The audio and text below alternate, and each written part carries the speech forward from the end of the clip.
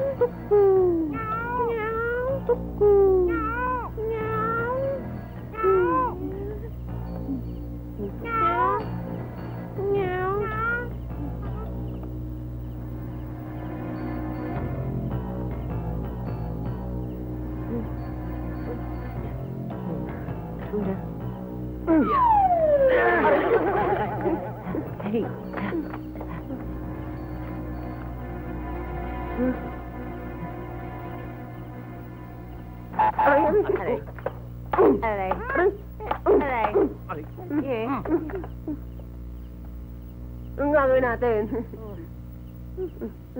Nakita niyo yung pader? Ang gas, ano? Oo. Lulundagin natin yun. Ha? Kaya natin to. Kaya natin to. Hindi ko kaya to. Bakit? Pira. Ito natalo natin kanini. May gwardiya yun eh.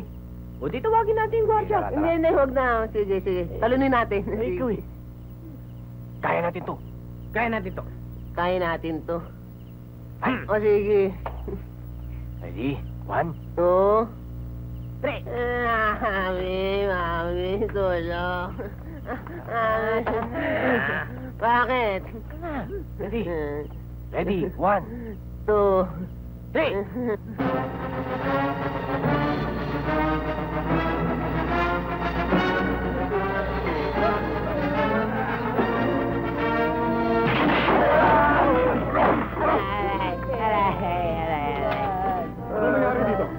Sir, tumatakas. Hinira pa yung bubong. Sige, dali sa Bartolini ang mga yan at lagyan ng bolang pakal ang mga pa. Kala, sige. Sige. Pasok. Tatakas kayo. Dali! Ngayon ko napagtanto na darating ang araw, tayong lahat ay susukatin. Hindi sa bigat, hindi sa taas, hindi sa dulong, hindi sa yaman, kundi sa kung ano ang naging silbi natin dito sa mundo sa ating pagiging tao. Dahil dyan, tahasan kong sinasabi sa inyong lahat na ang Avenida Colleges ay mananatiling Avenida Colleges magpakailanman. Mananatili ang Avenida Colleges. Ako po'y narito ngayon upang tustusan ang lahat ng kakulangan ng eskwelang ito. Magtatayo tayo ng gymnasium, basketball court, swimming pool at lahat ng bagay na makatutulong sa ating mga kabataan upang noon ay huwag silang mabuyo sa ano pa mang masamang bisyo, huwag masayang ang kanilang mga extra energy. Sa bagay, hindi tayo maaaring umasa ng 100% na katinuan sa ating mga bata. Tiyak na meron silang kapilyuhang konti. Ngunit meron tayong kasabihan.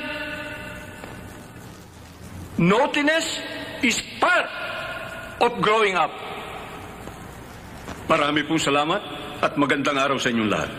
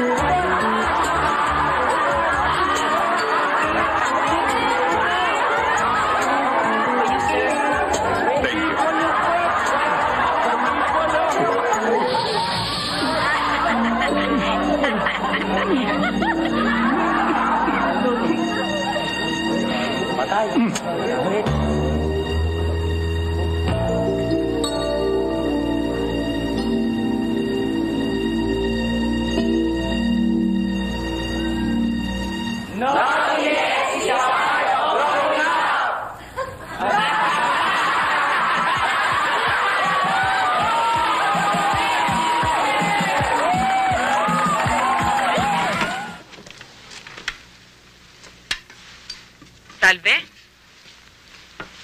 Oh, bakit? Panay ang buntong hininga mo dyan? Nako, pati itong pamamalansya iniwan mo.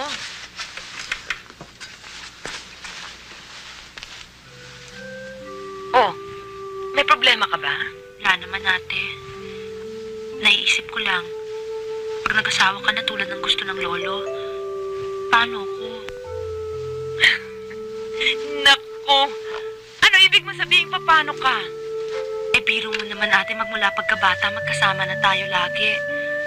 Magkatabi tayo sa pagtulog, magkasama tayo sa pagkain. Aba, eh halos hindi na nga tayo nagkakahiwalay, ah. Pagkatapos bigla kang mag-aasawa, iiwan mo na ako. Nako. Itong kapatid ko naman, para mag-aasawa lang ako eh. Nag-drama ka na dyan. Wala namang magbabago sa atin eh. Eh di ang ibig mong sabihin, magkatabi pa rin tayo sa higaan? Ah, yun. Magbabago yun. Ay, oo nga, no? Alam mo, ganito yan. Lahat tayo, darating sa buhay natin na mag-aasawa. At ipagpalagay mo, halimbawa, ikaw ang unang mag-aasawa, iwanan mo ako. Ang ibig mo sabihin, iiyak din ako. Gusto mo ba yun? Alam mo, ate, mabuti pa kaya, wag na lang tayo mag-asawa. Para hindi na tayo magkakahiwalay, di ba? Kung hindi naman tayo mag-aasawa, eh di tatanda tayong dalaga. Anong gagawin natin? Magtitinginan tayo sa isa't isa. Ugod-ugod, tatango-tango. Magdadasal tayo araw-araw. Tayong dalawa na lang. Oo nga, no? Wag na, wag na. Di bali na yun. Wag na. Wag na, ayoko na yun. Basta itong ilagay mo sa isip mo. Kahit magkaasawa pa tayong pareho, magkaroon ka ng sarili mong pamilya at magkaroon ako ng sarili kong pamilya, kahit ano pang mangyari sa ating dalawa, magkapatid pa rin tayo. At mahal na mahal kita. Oo? Oo. Talaga? Cross my heart. Sige na nga, payag na ako. Hindi na ako magdaramdam. Sige na, sawa ko na. Please. Sawa ko na doon. Naman. Sawa ko na. Ayoko ko na. Sawa ko na. Bilis. Alis. Tatampo ka eh. Oo. Talaga totoo. Sawa na. Bilis. Ayoko mag-asawa kung ayaw mo. Magsawa ka na, payag na ako.